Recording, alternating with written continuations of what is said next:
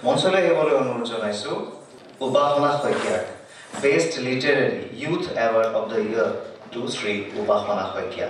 উপাসনা শইকীয়াৰ জন্ম 1993 চনত গোলাঘাটৰ ঢেকিয়ালত হৈছিল। ডিব্ৰুগড় বিশ্ববিদ্যালয়ৰ পৰা তেখেতে ৰাজনীতি বিজ্ঞান বিষয়ত প্ৰথম শ্ৰেণীৰ প্ৰথম বিভাগত স্নাতক আৰু স্নাতক ডিগ্ৰী লাভ কৰিলে আৰু তাৰ পাছৰ পৰাই ছাত্ৰ অৱস্থাৰে পৰা বিভিন্ন কাকত আলোচনীত তেখেতে বিভিন্ন লেখা মেলা প্ৰকাশ কৰি আহিছে আৰু বছৰৰ গল্প 2014 আৰু বছৰৰ গল্প 2015 তেখেতৰ গল্প অন্তৰ্ভুক্ত হৈছিল।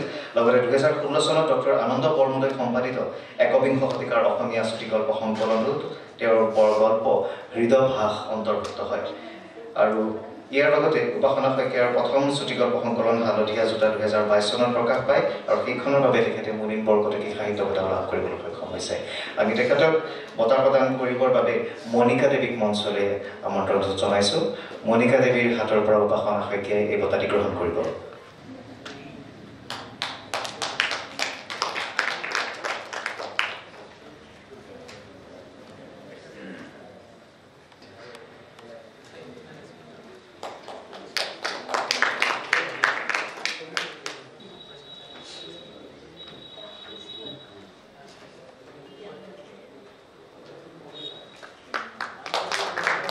উপাসনা শইকীয়াক আমি ধন্যবাদ জ্ঞাপন কৰিছোঁ।